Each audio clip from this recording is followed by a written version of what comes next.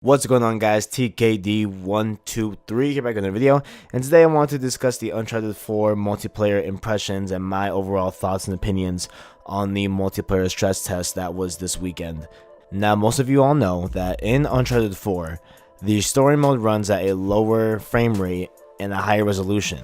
In the multiplayer, it runs at a higher frame rate but a lower resolution to, Naughty Dog assumed that in multiplayer, players most likely would want a higher frame rate as opposed to it looking better.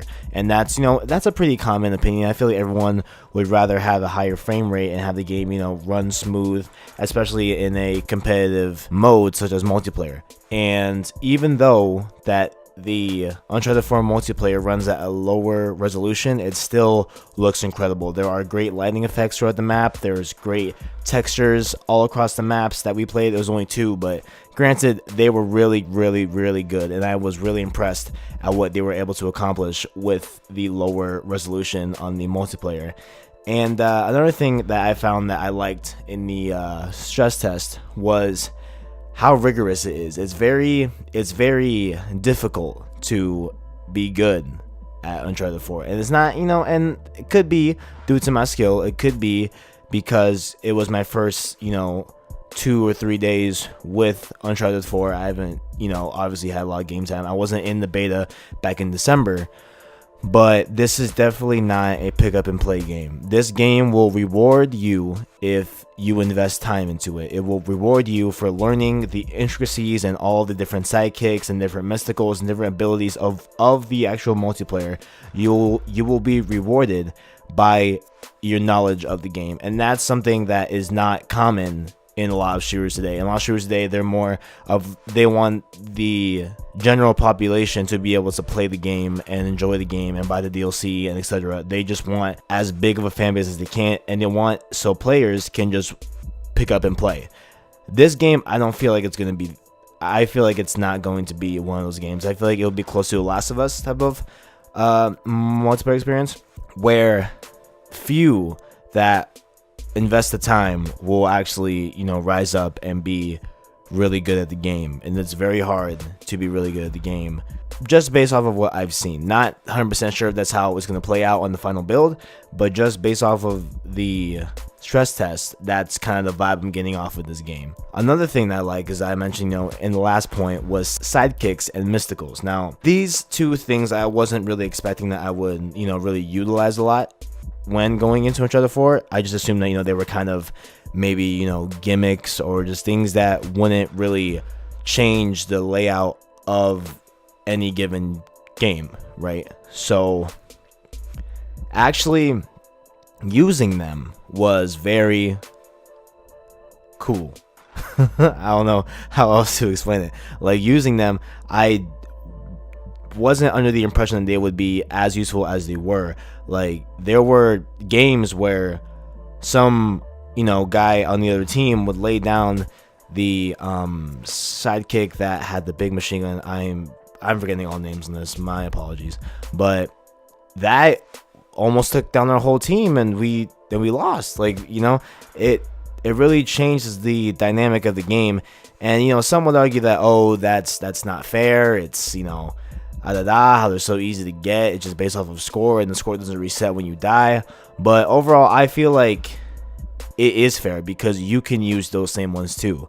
And it's all about knowing when to use them and when there's a proper, scenario when to use them, how to utilize them. And that goes in hand to hand with the rigorous gameplay about how I feel like the players that know the game and take time to be knowledgeable about the game will succeed.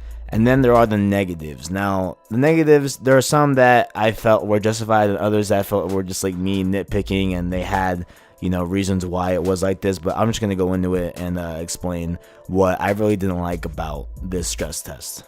Historically, in Naughty Dog games, the controls weren't as smooth as I'd like it to be. They always felt a little bit clunky. They always felt a little bit like, I don't know, just they just didn't feel smooth. And even at this Uncharted 4 stress test running at a higher frame rate, I still kind of felt that vibe a lot of times. I felt like there were instances where I wanted to duck and cover and my character would do something the complete opposite. Like I would try to duck to the left and he would jump to the right, and it was really kind of awkward and kind of weird that I experienced that. And I was asking some of the guys in my game that I was playing with, and they also agreed that there was kind of some discrepancies with the actual controls and how it kind of felt a little bit sluggish. And I know it was like that in old Naughty Dog games. Sorry about that. And but over the course of them developing new games, such as Uncharted 2, 3, Last of Us, they definitely improved on it. But I just still kind of felt that little clunk in the gameplay and the movement and the mechanics of the movements. Another thing was matchmaking. Now, matchmaking, at least what I found, I'm not sure if this is because it was a stress test and Naughty Dog was just testing the servers and testing the amount of servers per player on the whole overall player base and seeing what number of servers would accommodate what player base size. Or maybe it was my connection or my friend's connections, or there's a lot of factors that make this argument kind of weak. But I felt like matchmaking took a little bit longer than I'd like. Personally, I felt like I would say maybe about a minute and a half to a minute and 15 seconds to get into a game. Now, granted, that's not a lot in this grand scheme of things, but if we're comparing it to some other games, there are obviously other games that you can get to a game faster. And that's not the biggest negative in my opinion, but it's just something that I wanted to bring up and just wanted to, just something that I noticed, that matchmaking was a little bit on the slower side, but not, a huge deal. And this next one is also one that is not really, a big 100%, negative to the game that I found. But I just found that it was kind of odd how when you're in the lobby, you couldn't really invite players. I don't even think there was an option.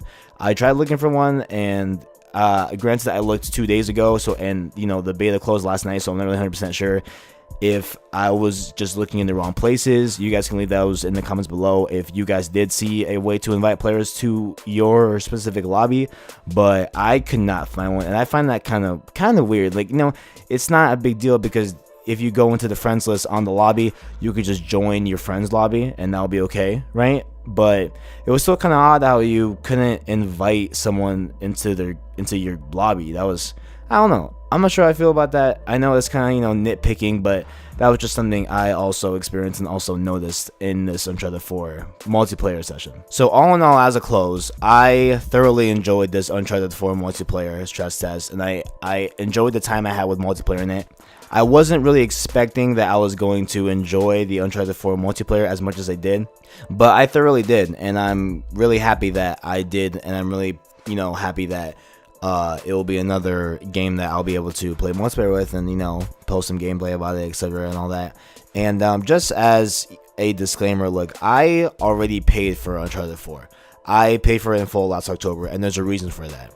And it's because Naughty Dog's name is on it. We can all agree. It is fact. You cannot argue this. Naughty Dog makes good games. Period. There is no discussion about, oh, this one's bad. No. Uncharted 2, Uncharted 3, Last of Us. These are all AAA, highly acclaimed games. Uncharted 4 will be one of those things. Guaranteed. Naughty Dog does not make bad games. They have proven it time and time again. And I believe that this game has the potential to be 2016 Game of the Year. Thank you for watching. As always, my links are in the description, my various social media accounts. Follow me on those. Comment, like, subscribe. If you love the content, share it. Share it with your friends. Why not? You guys are watching this video. I'm sure you have friends that love gaming and love entertainment. So, hey, if you deem me worthy to be on your Twitter, share me out. And as always, I got you.